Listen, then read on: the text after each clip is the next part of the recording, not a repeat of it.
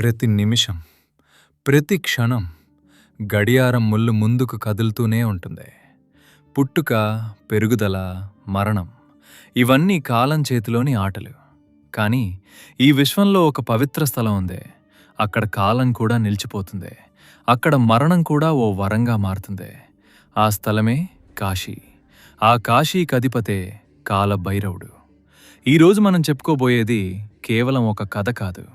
ఇది సృష్టి, అహంకారం, శివుని కోపం మరియు పాప విముక్తి యొక్క పవిత్ర గాథ.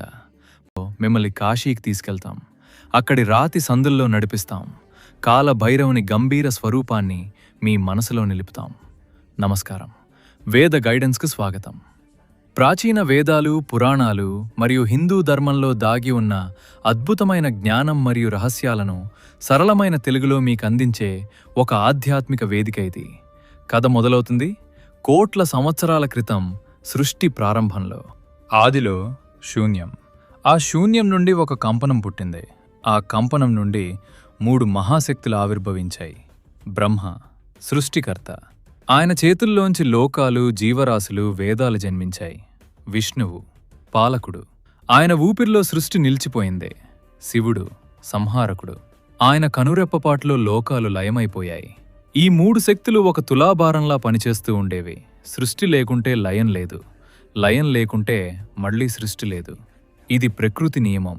కానీ ఒకానొక సమయంలో ఈ సమతుల్యం దెబ్బతినే పరిస్థితి వచ్చింది. బ్రహ్మదేవుడు అద్భుతమైన సృష్టి చేశాడు. ఆయన సృష్టిలో దేవతలు పుట్టారు, మహర్షులు పుట్టారు, మానవులు పుట్టారు. ప్రతి ఒక్కరూ ఆయనను స్తుతించేవారు. బ్రహ్మదేవుడే సృష్టికర్త, ఆయనే పరబ్రహ్మ అని కొనియాడేవారు. మొదట్లో ఈ స్తుతులు ఆయనకు ఆనందాన్ని ఇచ్చేవి. కాని కాలం గడిచే కొద్దీ ఆ స్తుతులు ఆయన మనసులో ఓ చిన్న గర్వానికి దారితీశాయి. ఆ గర్వం రోజురోజుకు పెరిగి అహంకారంగా మారింది. ఒకరోజు దేవలోకంలో మహాసభ జరుగుతోంది. ఆ సభలో ఇంద్రుడు, అగ్ని, వాయుదేవుడు, వరుణుడు, సూర్యుడు, చంద్రుడు ఇలా అందరు దేవతలు ఉన్నారు. మహర్షులు, గంధర్వులు, కిన్నెరలు సైతం ఆ సభను అలంకరించారు. అప్పుడు బ్రహ్మదేవుడు తన సింహాసనం నుండి లేచి ఇలా ప్రకటించాడు: దేవతలారా, మహర్షులారా, ఈ సృష్టి అంతా నా చేతుల్లోంచే పుట్టింది. ఈ లోకాలన్నీ నా వల్లనే ఉన్నాయి. కాబట్టి ఈ విశ్వంలో నాకంటే శ్రేష్ఠుడు ఎవరూ లేరు. సృష్టికర్తనే పరముడు, సృష్టికర్తనే పరబ్రహ్మ. ఈ మాటలు విని సభలో పిన్ అంటూ నిశ్శబ్దం అలంకుంది. దేవతలు ఒకరి ముఖాలొకరు చూసుకున్నారు. బ్రహ్మదేవుడు చెప్పింది పూర్తిగా తప్పు కాదు. కానీ ఈ విశ్వంలో సృష్టి మాత్రమే కాదు, స్థితి మరియు లయం కూడా అంతే ముఖ్యం. అప్పుడు విష్ణుమూర్తి నెమ్మదిగా లేచి ఇలా అన్నాడు: బ్రహ్మదేవా, నీ సృష్టి మహత్తరమే. నీవు లేకుంటే ఈ లోకాలే లేవు. కాని సృష్టి మాత్రమే సరిపోదు. సృష్టిని కాపాడే శక్తి కావాలి. దానిని లయం చేసి మళ్లీ కొత్త సృష్టికి దారి చూపే శక్తి కావాలి. శివుడు లేకుంటే ఈ లోకం సమతుల్యం కోల్పోతుంది. విష్ణువు మాటలు విని బ్రహ్మదేవునికి మరింత కోపం వచ్చింది. ఆయన ముఖం ఎర్రబడింది. ఆయన గర్వంగా ఇలా అన్నాడు: శివుడా, ఆయనేం చేశాడు? ఆయనేమైనా సృష్టించాడా? ఆయన లయం చేస్తాడంతే. లయం అంటే నాశనం. నాశనం కంటే సృష్టి గొప్పది. సృష్టికర్తనే శ్రేష్ఠుడు. ఈ వివాదం దేవలోకంలో పెద్ద సంచలనంగా మారింది. ఈ సంభాషణ కైలాసానికి చేరుకుంది. ఎత్తైన కైలాస శిఖరం, మంచుతో కప్పబడిన ఆ పర్వతం మీద శివుడు సమాధిలో కూర్చునున్నాడు. కళ్ళు మూసుకుని అనంతమైన ధ్యానంలో నిమగ్నమయ్యాడు. కాని ఆయనకు లోకంలో జరిగే ప్రతి విషయం తెలుసు. బ్రహ్మదేవుని మాటలు ఆయన చెవులకు చేరాయి. శివుడు నెమ్మదిగా కన్నులు తెరిచాడు. ఆ కళ్ళు సాధారణ కళ్ళు కావు. ఆ కళ్లలో లోకాలన్నీ కనిపిస్తాయి. ఆ కళ్లలో భూత, భవిష్య, వర్తమానాలు దాగి ఉన్నాయి. శివుని కోపం మామూలు కోపం కాదు. అది వ్యక్తిగతమైనది కాదు. అది లోక కళ్యాణం కోసం వచ్చే కోపం. ధర్మం కోలుకోవటానికి వెలిగే అగ్ని. శివుని నుదుటి మీద 2 కనుబొమ్మల మధ్య ఒక చిన్న ముడి పడింది. ఆ ముడి నుండి ఒక తీక్షణమైన కాంతి ఉద్భవించింది. ఆ కాంతి మొదట చిన్నదిగా ఉంది. కాని క్షణాల్లో అది పెరిగి పెరిగి ఆకాశాన్నంటింది. ఆ కాంతి చుట్టూ నల్లని మేఘాలు చేరాయి. పిడుగులు పడ్డాయి. భూమి కంపించింది. సముద్రాలు ఉప్పొంగాయి. లోకాలన్నీ ఆ దృశ్యాన్ని చూసి వణికిపోయాయి. ఆ కాంతి మధ్యలోంచి ఒక రూపం ఆవిర్భవించింది. ఆ రూపం భయంకరంగా ఉంది. కాని అదే సమయంలో అద్భుతంగా కూడా ఉంది. శరీరమంతా విభూతి పూసుకున్నాడు. మెడలో కపాలాల హారం, 4 చేతులు, ఒక చేతిలో త్రిశూలం, మరో చేతిలో డమరు, మూడో చేతిలో పాసం, 4 చేతిలో ఖడ్గం. ఆయన కళ్ళు అగ్నిగుండాల్లా మండుతున్నాయి. ఆయన జటాజూటం నుండి నిప్పురవ్వలు రాలుతున్నాయి. ఆయన నోటి నుండి సింహగర్జన వినిపిస్తోంది. ఇదే కాలభైరవుడు. ఆయన శివుని ముందు నిలబడి చేతులు జోడించి ఇలా అడిగాడు, ప్రభూ, శంకరా, నన్ను ఎందుకు సృష్టించావు? నా కర్తవ్యం ఏమిటి? శివుడు ఆ భైరవుని వైపు చూసి ప్రేమగా, గంభీరంగా ఇలా అన్నాడు, భైరవా, నీవు నా అంశతో పుట్టినవాడవు. నీ పేరు భైరవుడు, భయాన్ని దాటించేవాడు అని అర్థం. కాని నీకు ఇంకొక పేరు కూడా ఉంటుంది. నీవు కాలాన్ని కూడా నియంత్రించగలవు. కాబట్టి నీవు కాలభైరవుడు. ఈ లోకంలో అహంకారం పెరిగిపోతోంది. బ్రహ్మదేవుడు తానే సర్వశ్రేష్ఠుడని భావిస్తున్నాడు. ఆ అహంకారాన్ని తొలగించు. సృష్టిలో సమతుల్యాన్ని నెలకొల్పు. వెళ్ళు. కాలభైరవుడు శివుని ఆజ్ఞ శిరసావహించి దేవలోకానికి ప్రయాణమయ్యాడు. ఆయన అడుగుపెట్టిన ప్రతి చోట భూమి కంపించిందే. ఆయన నీడపడిన ప్రతి జీవికి భయం వేసిందే. కాలభైరవుడు దేవలోకానికి చేరుకున్నాడు. అక్కడ బ్రహ్మదేవుడు ఇంకా తన ప్రకటనలు చేస్తూనే ఉన్నాడు.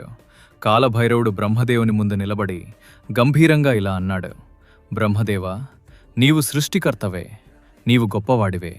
కాని నీవు పరబ్రహ్మవు కాదు. పరబ్రహ్మ ఒక్కడే, ఆయనే పరమశివుడు.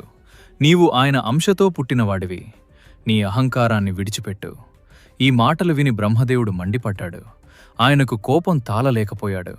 ఎవరు నీవు నాకు బుద్ధి చెప్పడానికి? నేనే ఈ లోకాలకు సృష్టికర్తను.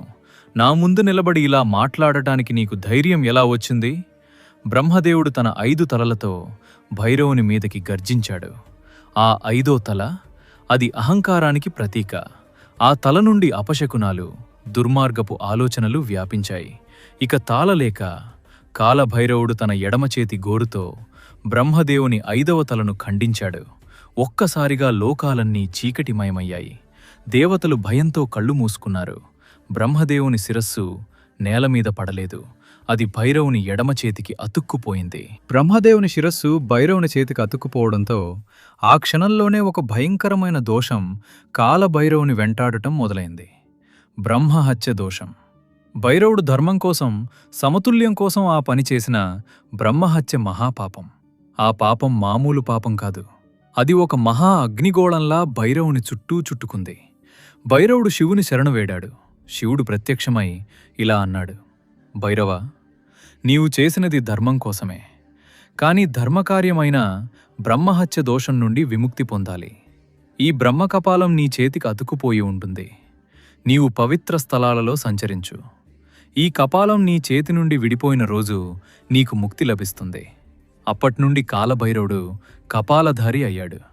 భైరవుడు మొదట దేవలోకం వెళ్ళాడు. దోషం తగ్గలేదు. స్వర్గం వెళ్ళాడు. దోషం తగ్గలేదు. విష్ణులోకం వెళ్ళాడు. దోషం తగ్గలేదు. ఎక్కడికి వెళ్ళినా ఆ బ్రహ్మ కపాలం అతని చేతికి అతుక్కుపోయే ఉంది. భైరవుడు అలసిపోయాడు. నిరాశ చెందాడు. ఈ దోషం నుండి విముక్తి ఎప్పుడు? ఎలా? చివరకు అతను భూలోకంలో అడుగుపెట్టాడు. భూలోకంలో అడుగుపెట్టిన భైరవుడు ఎన్నో పుణ్యక్షేత్రాలు దర్శించాడు.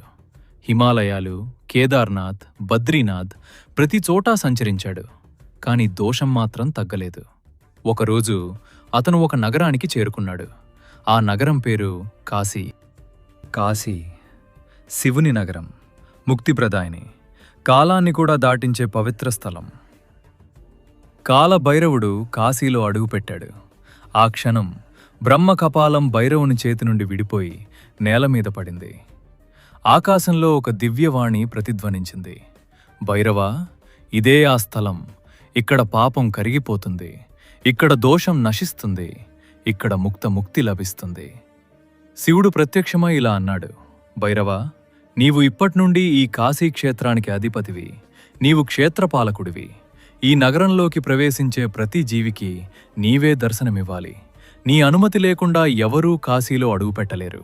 నీవు కాలభైరవుడవు, కాలాన్ని నియంత్రించేవాడవు.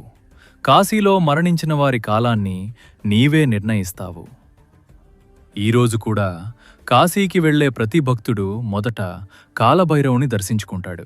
ఎందుకంటే ఆయనే కాశీకి తలారి, ఆయనే క్షేత్రపాలకుడు. కాశీలో కాలభైరవ ఆలయం ప్రసిద్ధి చెందింది. అక్కడ భక్తులు తమ పాపాలను ఒప్పుకుని ఆయన అనుగ్రహం పొందుతారు. ప్రతిరోజు సాయంత్రం ఆలయంలో ఆరతి ఇస్తారు. ఆ సమయంలో కాలభైరవుడు ప్రత్యక్షమై భక్తులను ఆశీర్వదిస్తాడని నమ్మకం. కాలభైరవుని వాహనం కుక్క. కాశీలో కుక్కలను చూస్తే ఎవరూ వెళ్ళగొట్టరు. ఎందుకంటే అది కాలభైరవుని స్వరూపమేనని భక్తుల విశ్వాసం. కాలభైరవుని కథ మనకేం చెప్తోంది? అహంకారం ఎంతటి వారినైనా పతనం చేస్తుంది. బ్రహ్మదేవుడు సృష్టికర్త అయిన అహంకారం వల్ల ఆయన శిరస్సు కోల్పోయాడు.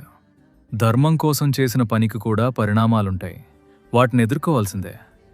పవిత్ర స్థలాల మహిమ అనంతం. కాశీలో పడిన ప్రతి రాయి, ప్రతి ఇసుక రేణువు పవిత్రమైనది. కాలభైరవుడు నేడు కాశీలోనే కాదు, ప్రతి భక్తుని హృదయంలో నివసిస్తున్నాడు. ఆయన పేరు తీసుకుంటే చాలు భయాలు పారిపోతాయి. ఆయన దర్శనంతో పాపాలు తొలగిపోతాయి. ఆయన కరుణతో కాలం కూడా సాఫల్యం చెందుతుంది. కాలభైరవాష్టకంలోని ఈ శ్లోకంతో మన కథను ముగిద్దాం. కాలభైరవం భజే నిత్యం, కాలదోష నివారణం, కాశీ క్షేత్రాదినాదం తం వందే భక్తి సమన్వితం. ఈ కథ మీకు నచ్చితే లైక్ చేయండి, షేర్ చేయండి. ధన్యవాదాలు. జై కాలభైరవో.